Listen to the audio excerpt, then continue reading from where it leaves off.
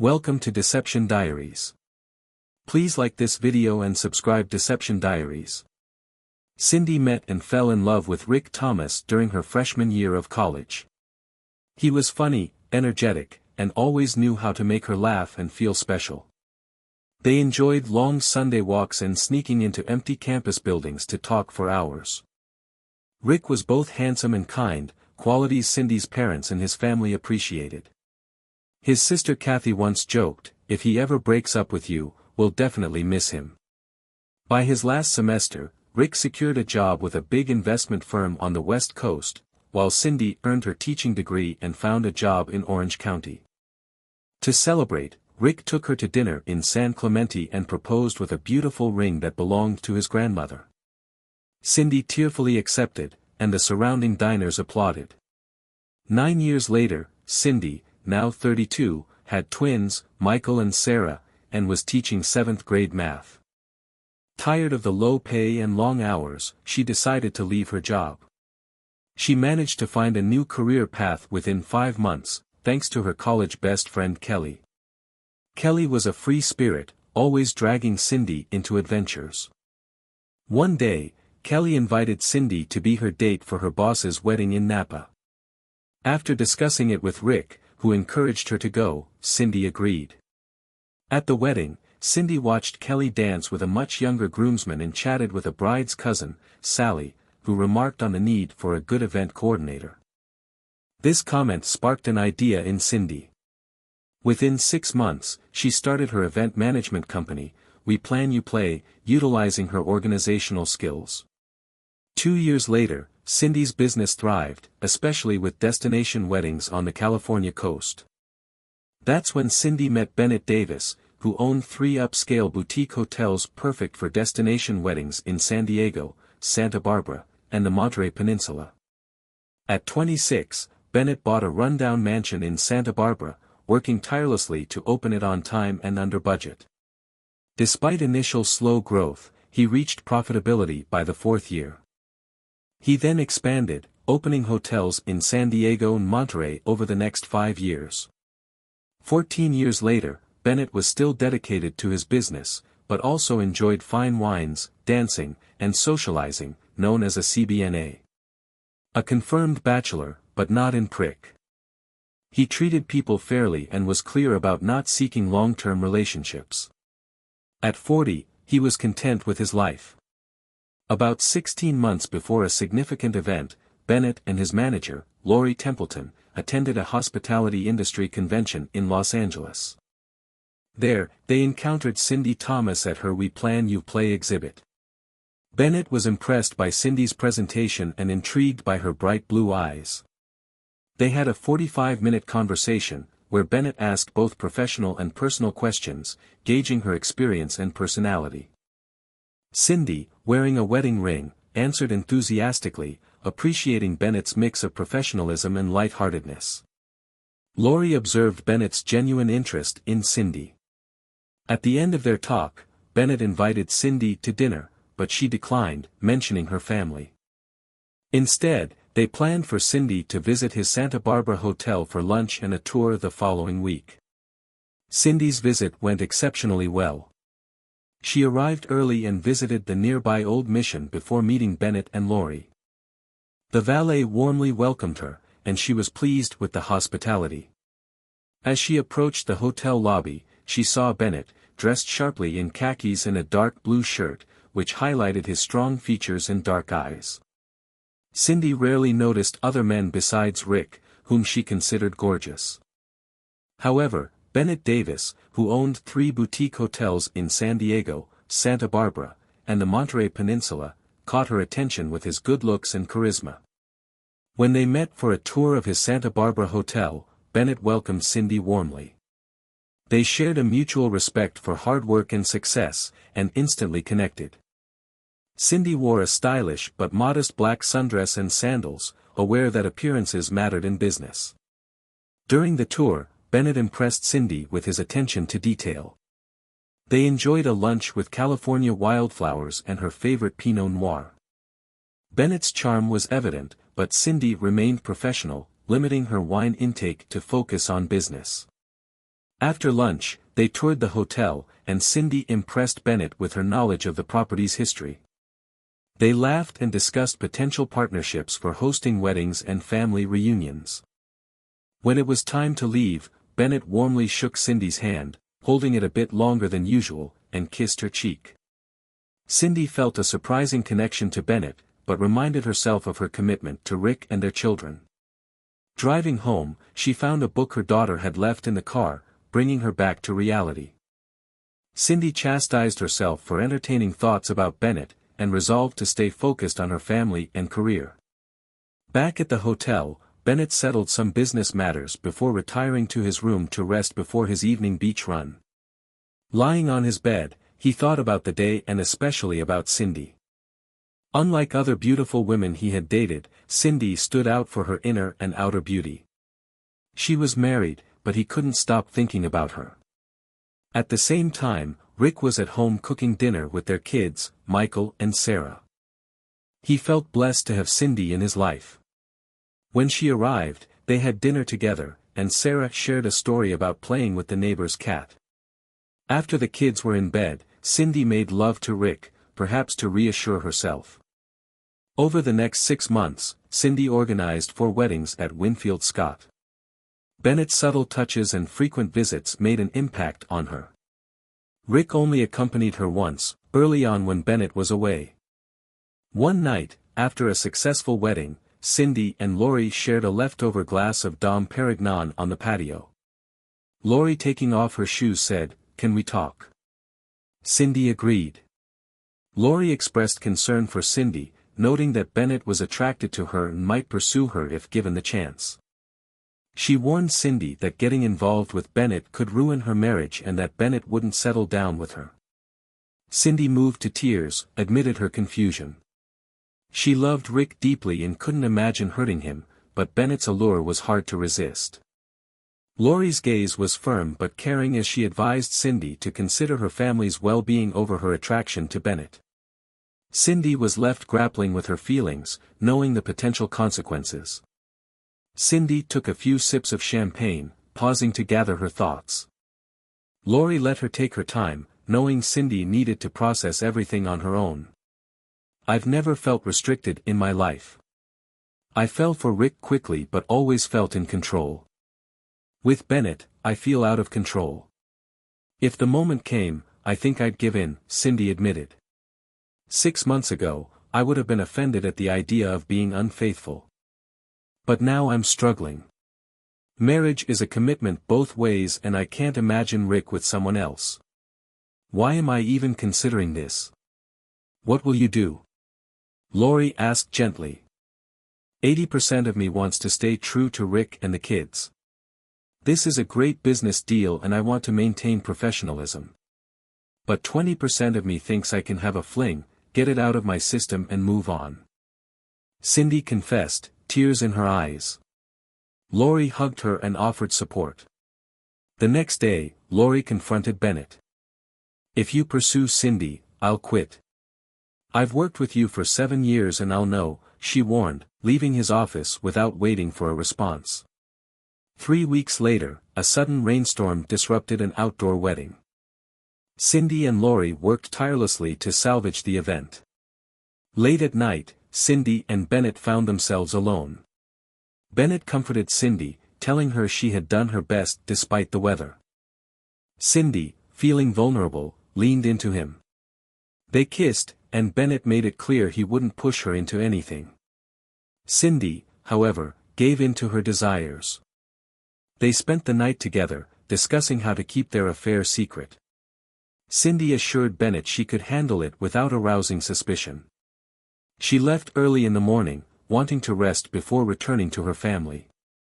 Bennett cleaned up and went to sleep. When Cindy arrived home Sunday afternoon, her children, Sarah and Michael, ran to greet her with hugs and stories about their weekend. She hadn't been home since Friday lunch, but was welcomed with joy. "Daddy took us to the big kiddie park yesterday and we went down the giant slide. Ralph is back and Mrs. Bowling brought us cookies. Daddy made Mickey Mouse pancakes for breakfast and said we might go to Disneyland next week. "Mommy, did Daddy ever take you on rides?"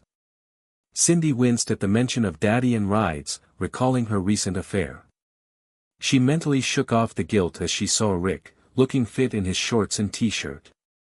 Hugging him, she said, "Hi baby, it was a rough wedding, I'm glad to be home.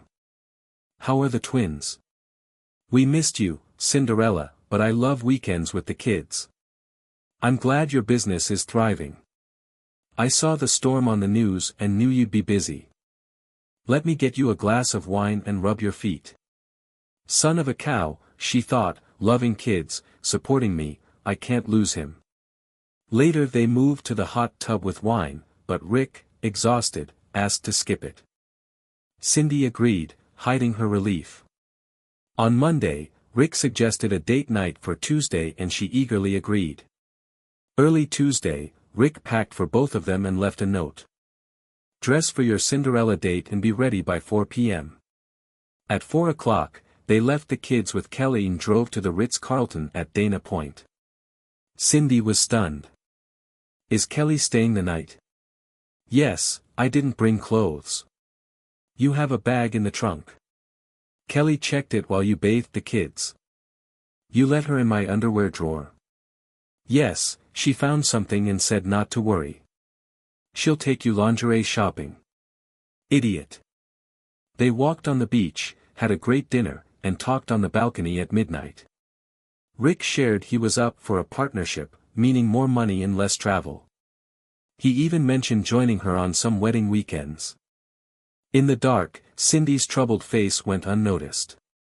She quickly recovered, praising him. At breakfast in bed, they continued. Cindy reassured Rick she wouldn't quit her business and he supported her fully. "You're amazing at what you do," he said. "How did I find such an amazing guy?" she thought. "I can't screw this up."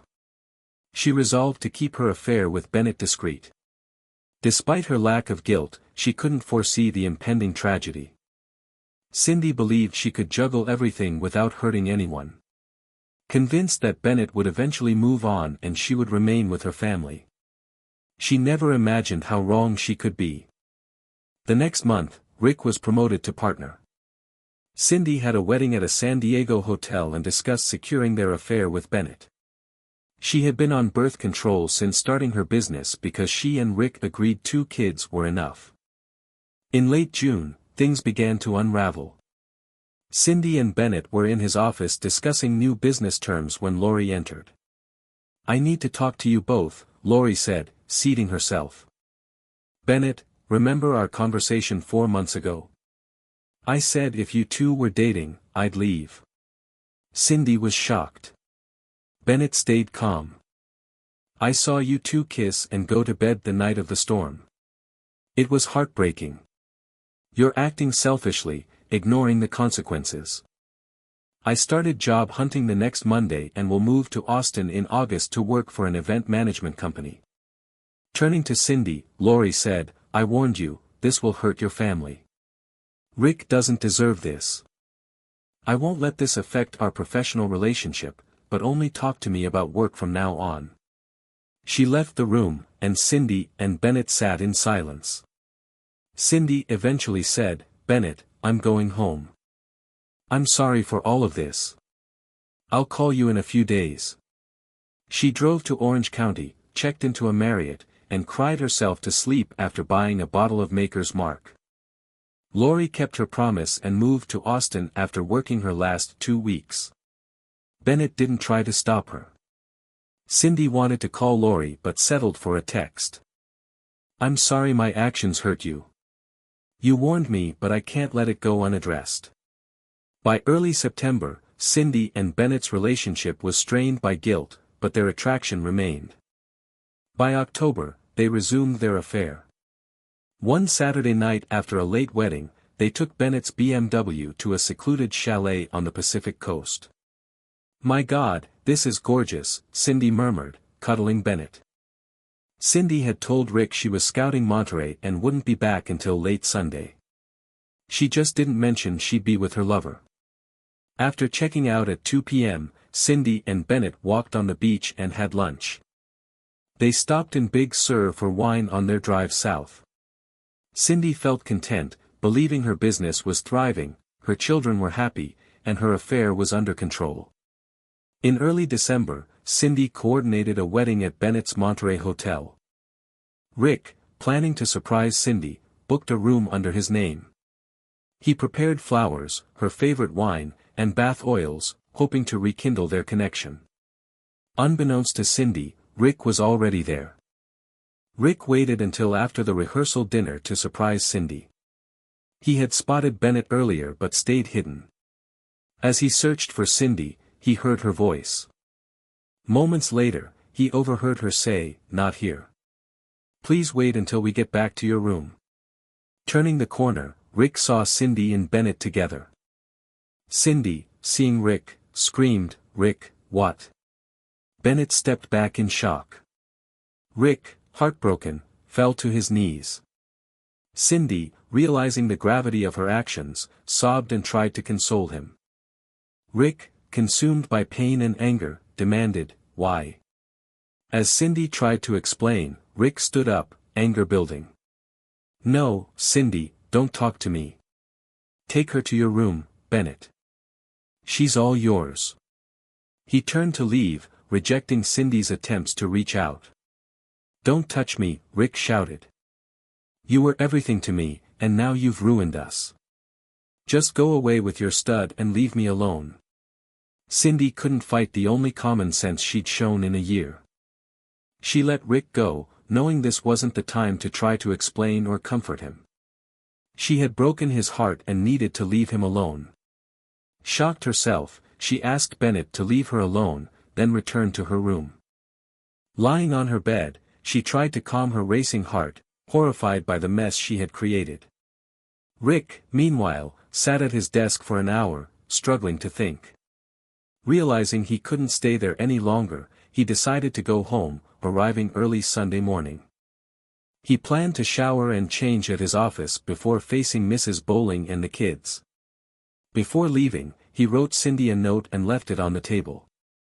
"Cindy, I'm going home to the kids. You broke my heart and soul. I need time to think. When you get home, email me first. I'll leave before you arrive. Don't contact me otherwise. I can't trust you anymore. I loved you with all my heart and now I hate you for what you've done."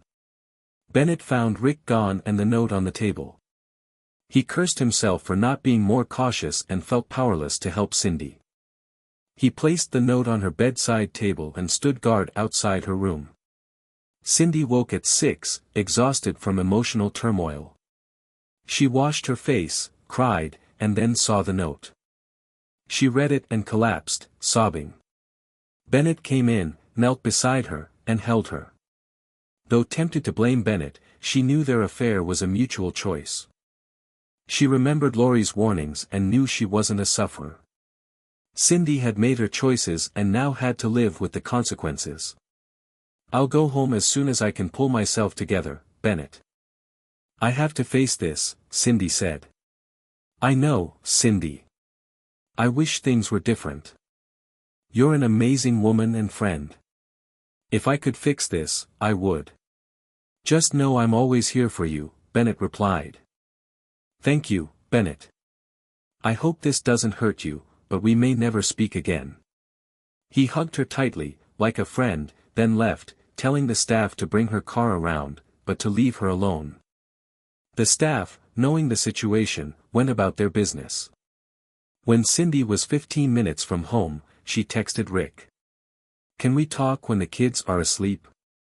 It's all my fault, but I hope we can find a way out."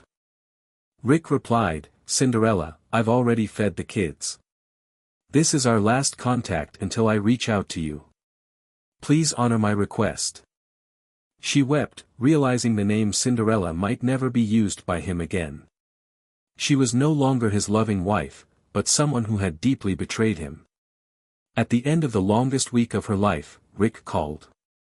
She answered immediately, hopeful. "Hi, Rick, I'm glad you called."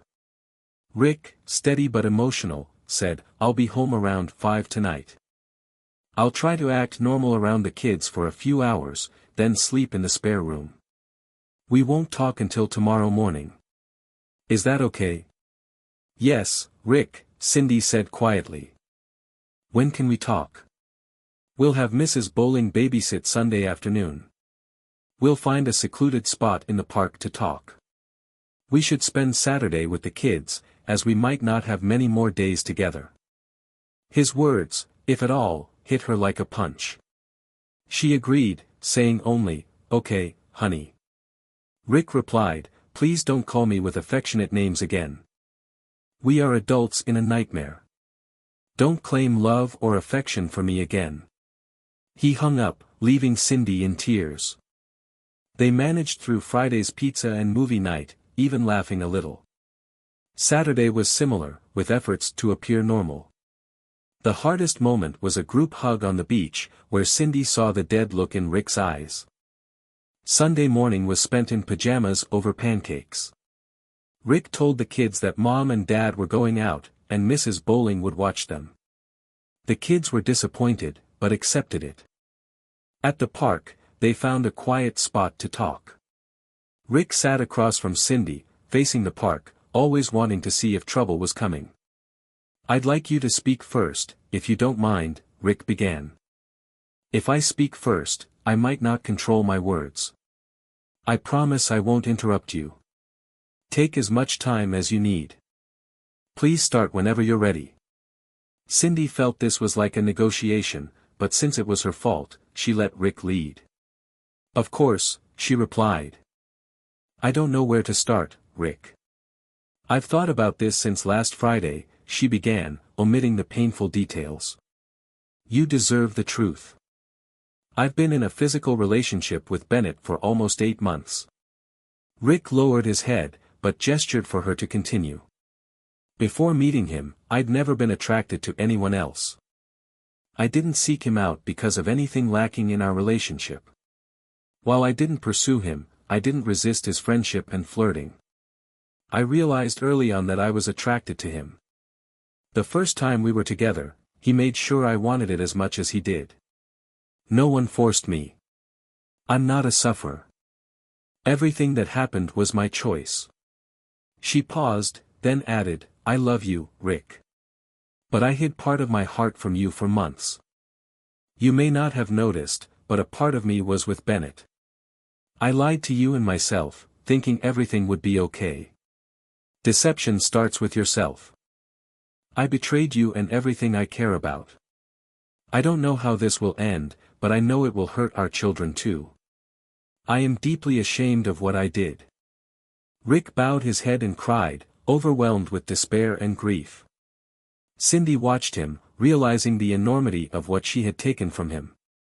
After 10 minutes, he finally spoke, his voice confident but barely above a whisper. "Cindy, I don't know if this is our last conversation as husband and wife. I appreciate that you didn't disrespect me by saying it was just a mistake. I thank you for being honest, but I guess I'll never really know." Cindy lowered her head in despair, knowing his words were true and feeling the deep pain of her actions.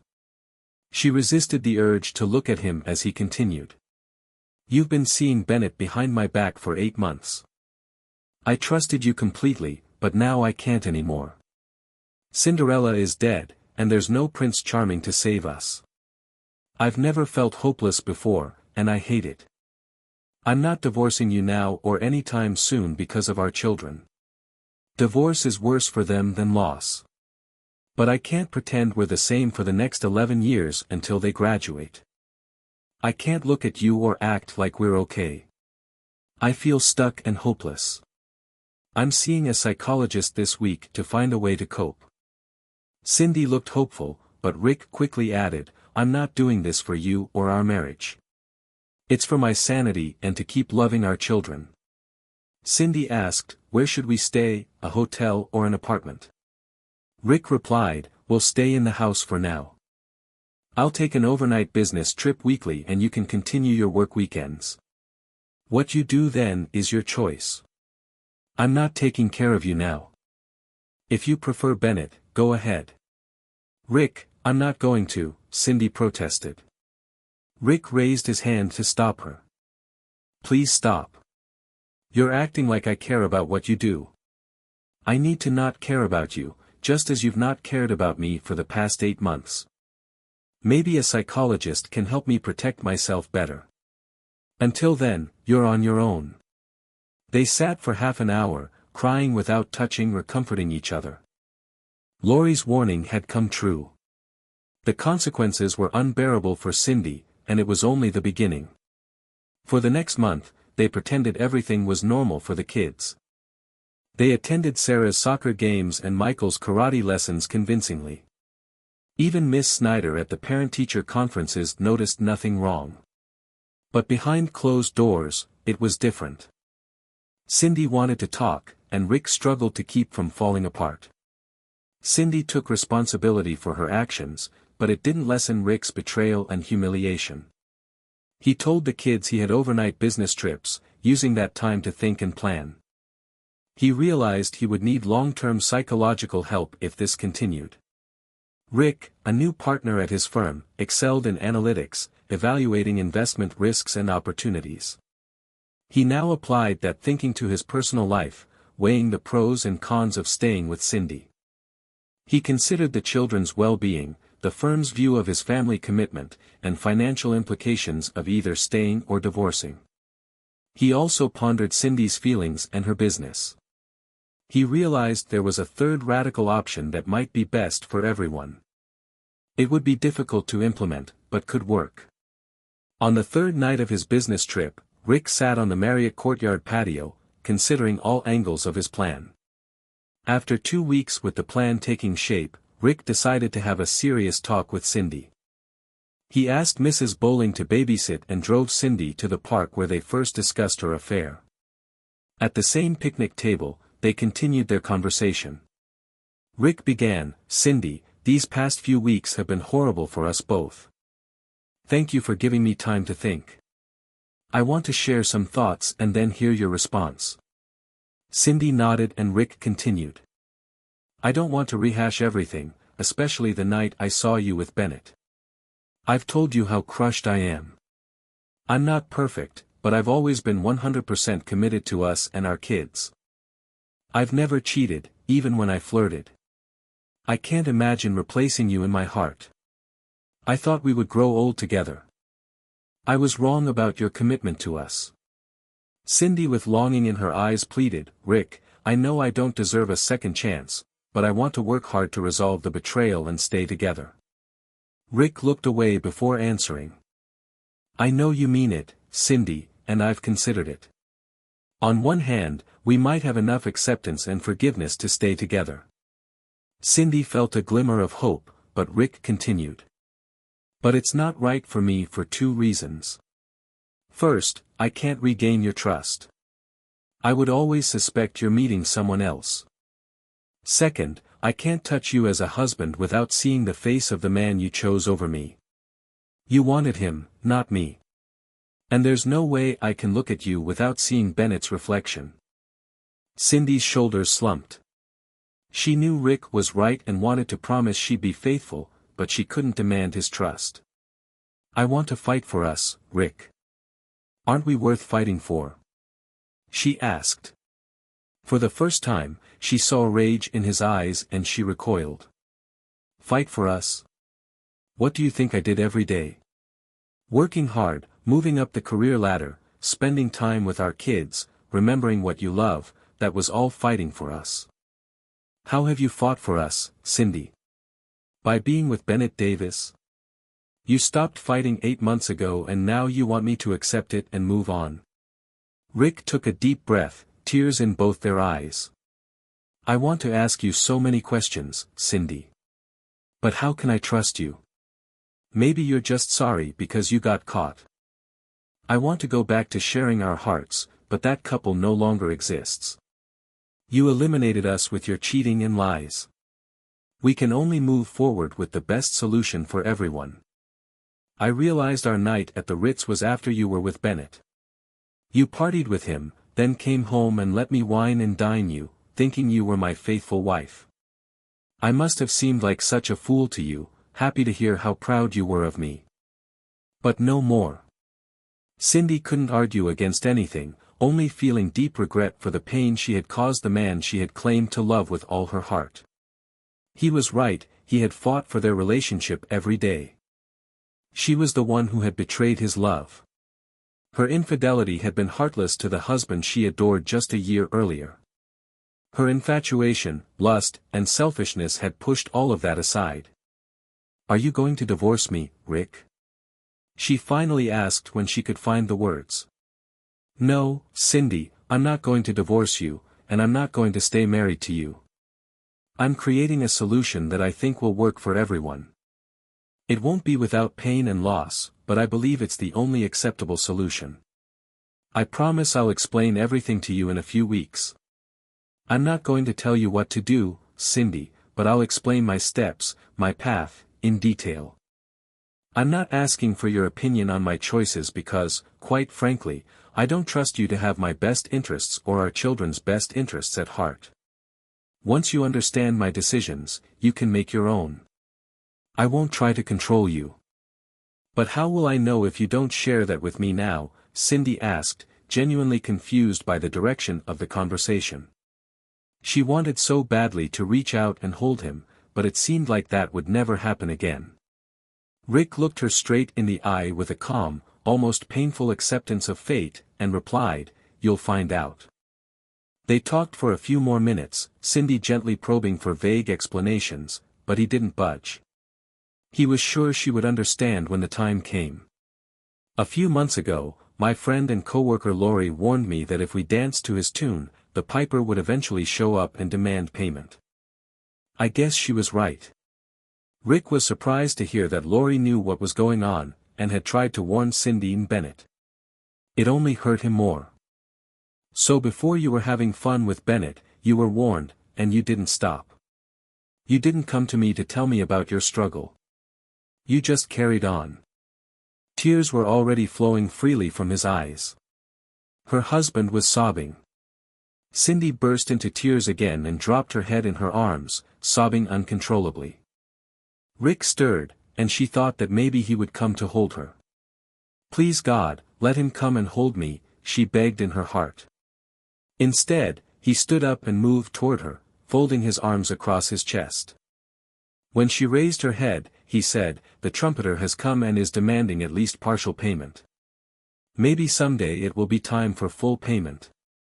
2 weeks and 4 days later, Rick left for his weekly business trip, where he had time alone to sort himself out and work through his pain. He hugged and kissed his children goodbye, and it seemed to Cindy that he was a little sadder than he had been the last few days. It must be hard for him to say goodbye even for 24 hours, she thought. Cindy was sleeping better at night because she was taking melatonin, which helped her fight sleep at night. Rick suggested that she leave the children overnight with Mrs. Bowling and her cat, who had become almost an aunt to the children. Rick suggested that she could get a good night's sleep after a couple of glasses of wine. Cindy agreed, and Mrs. Bowling happily welcomed her young friends. At 5:30 a.m., her cell phone had been ringing non-stop for 3 minutes before she heard it, flipped it open, and picked it up. The screen flashed with the word emergency. "Hello," Cindy said, trying to force herself to wake up. "Is this Cindy Thomas, Richard Thomas's wife?" said a professional voice on the other end of the line. Cindy sat up sharply in bed. No one called him Richard. "Yes, that's her. Is everything all right?" "Excuse me, Mrs. Thomas, but let me clarify that you live at 918 South El Camino Court, is that correct?" "Yes," she almost shouted into the receiver. "And can you tell me what kind of car your husband drives?" "A dark gray 2019 Lexus ES." "Why, is something wrong?" "Mrs. Thomas, I regret to inform you that your husband was involved in an accident on California Highway 79, west of the Pacific Crest Trailhead near Warner Springs." "No, my goodness," Cindy exclaimed. "Is he all right? Is he in the hospital or in an ambulance?" "I'm very sorry to inform you, Mrs. Thomas. But the accident turned out to be fatal. I don't know any other details, but his body is being transported to the University of California Medical Center in San Diego, and should arrive there within the hour. I'm sorry for your loss. Cindy was stunned and couldn't move or even comprehend what she had just heard. Then the news hit her, and her screams would have woken anyone nearby. She cried and screamed into her pillow for almost an hour before exhaustion set in. She began to regain her senses, realizing she had to tell the kids. But how and when? She needed to call her mom and Rick's parents in Denver. She craved a friend's support, but didn't know where to turn. She needed to get to UCSDMC immediately, but doubted if she could drive. Kelly was in Europe on business, so she couldn't help for a few days. Cindy splashed water on her face, dressed quickly, tied her hair into a ponytail, and headed for the door just as the doorbell rang. How strange, she thought, so early. It was Brad Stanton, the family lawyer and one of Rick's best friends. He looked devastated. Cindy, I heard about the accident on the morning news. I'm so sorry. With those words, she collapsed in his arms, sobbing and shaking violently. Brad held her in the doorway for a moment. Just then, Mrs. Bowling came out of her house in her bathrobe, running across the lawn with a concerned look. Cindy was too upset to speak, so Brad filled the void. Mrs. Bowling cried but immediately embraced Cindy, offering comfort. After a few minutes, Cindy insisted on going to the hospital in San Diego. I have to see him, I have to see my Rick. Brad and Mrs. Bowling agreed that she would watch the kids, briefly tell them where Mom was, and take them to school. They would find out soon enough, but not now. Brad insisted on driving Cindy, and within 5 minutes, they were on the road. Cindy's phone started ringing and buzzing with calls and messages from friends. She called her mom, who promised to be on the first flight out.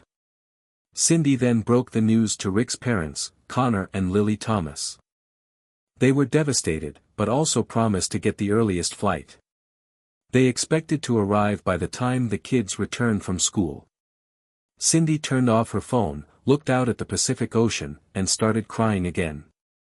The next 5 days were a nightmare, explaining to the kids, thanking Grandpa, Grandma, and Mrs. Bowling for their help.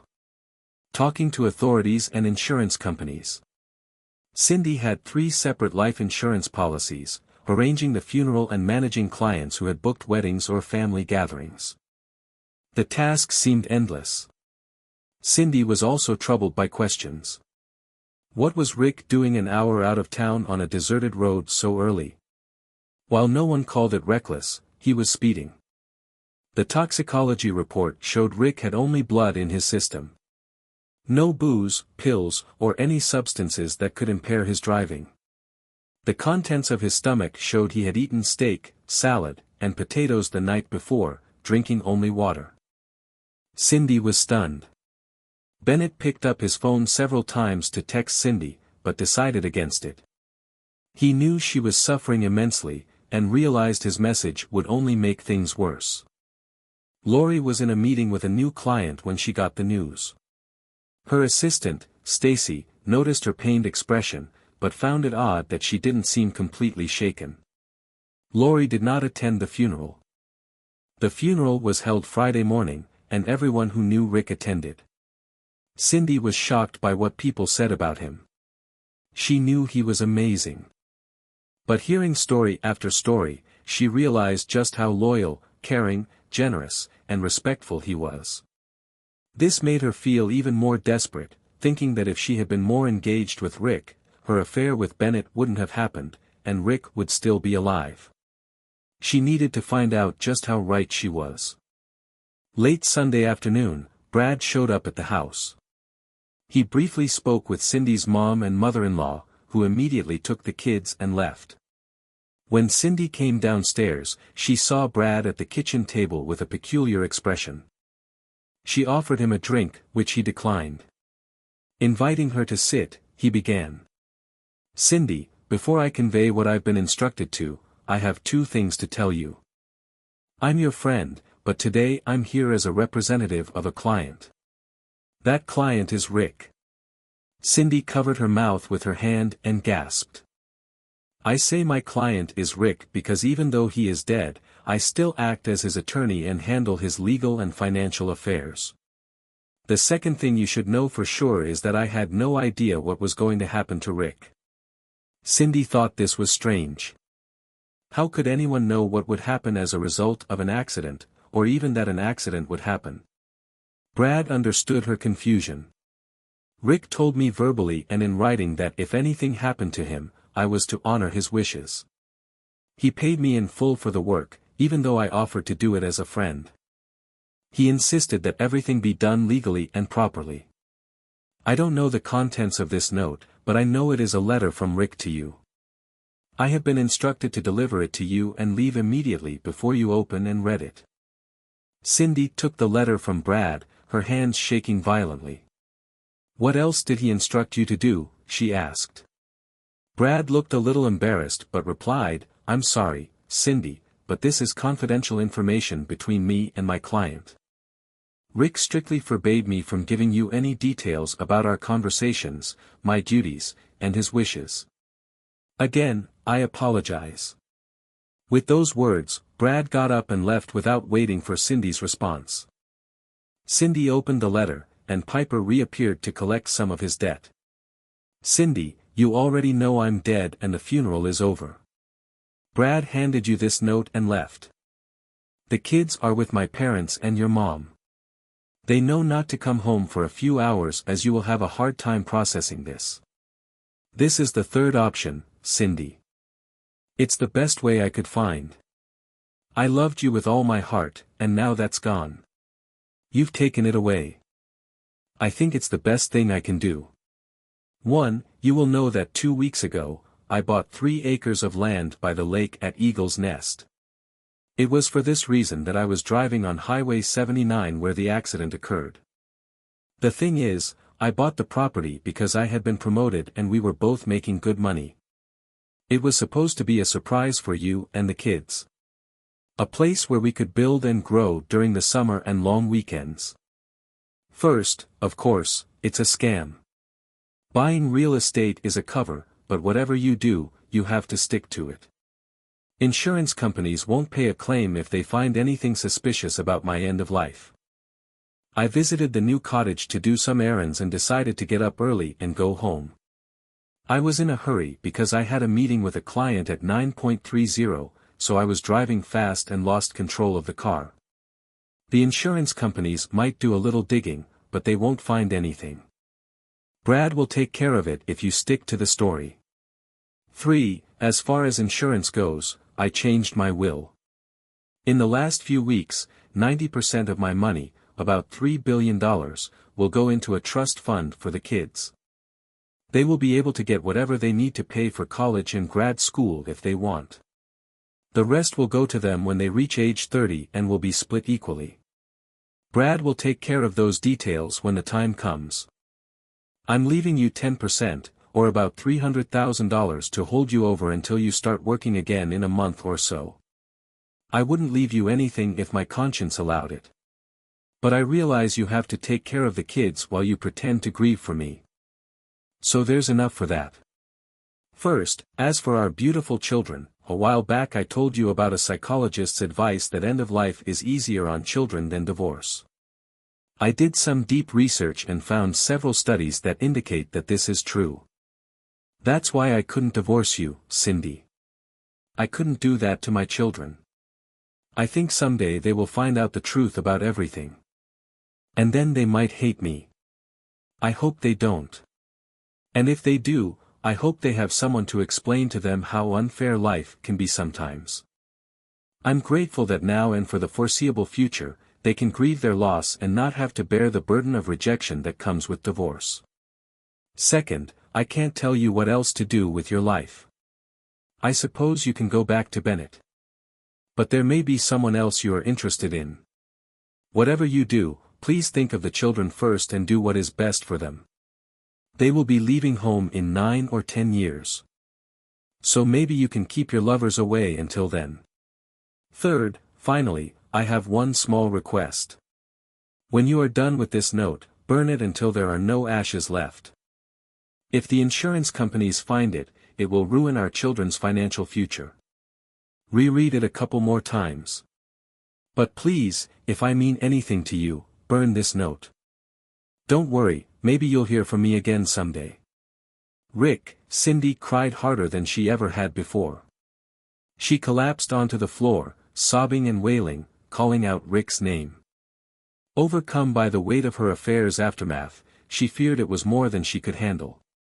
After about an hour, she finally gathered enough strength to sit up and reread the note 2 more times. Then she walked over to the fireplace and burned it until only a small pile of ashes was left. Piper had indeed come on a call, or so she thought. It's been 12 years since Rick Thomas died on California Highway 79. In reality, he died the moment he saw his wife with another man who betrayed him, their children, and their future. The rest was just details of how and when it happened. Cindy never remarried and kept Rick's end of life a secret. She followed his wishes and used the $300,000 to support the family as they grieved. It took her over a year to go back to work. She tried to adopt a professional persona, but her business focused mainly on weddings and family events, which she found challenging. She worked for an event planning company and made significant career progress in building relationships. She dated occasionally but never found anyone like Rick. She also saw herself as damaged goods, though counseling helped her cope. She wondered if she met someone new and married again, would she end up cheating?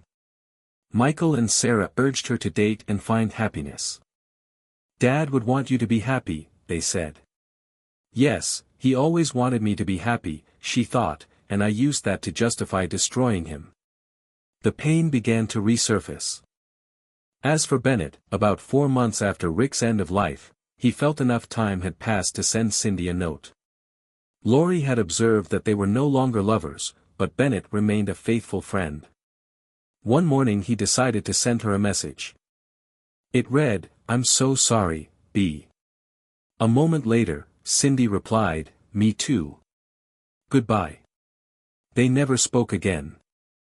Michael and Sarah had graduated from high school, were now in their early 20s and attending college. Michael, like his mother, enjoyed the energy of people coming together.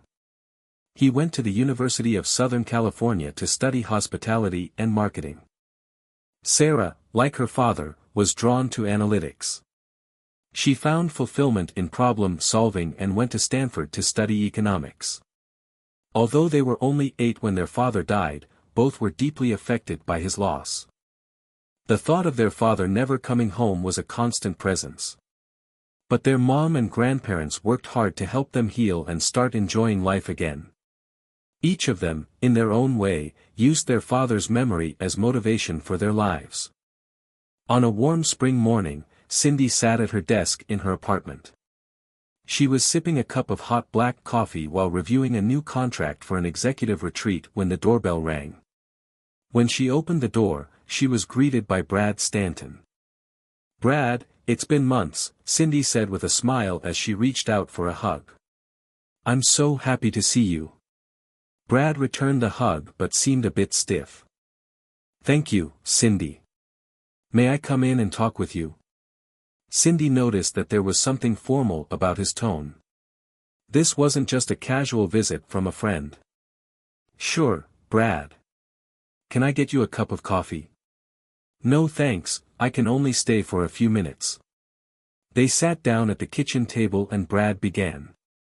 "Cindy, as you know, today would have been Rick's 45th birthday." Cindy flinched. She had completely forgotten that today was April 7th, Rick's birthday. She made a mental note to call the kids as soon as Brad left.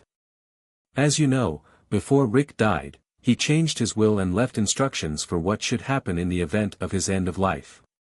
Cindy, I'll be honest. I knew something was wrong. He wasn't himself, but he didn't want to tell me what was going on.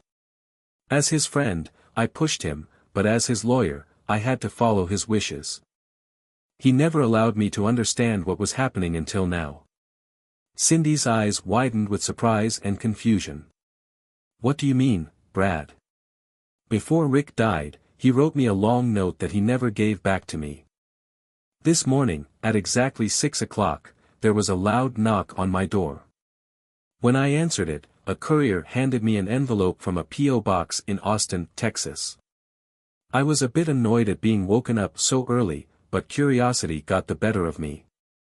I went back to my office and opened it. Inside was a 12-page letter from Rick and a short handwritten note from someone named Lori.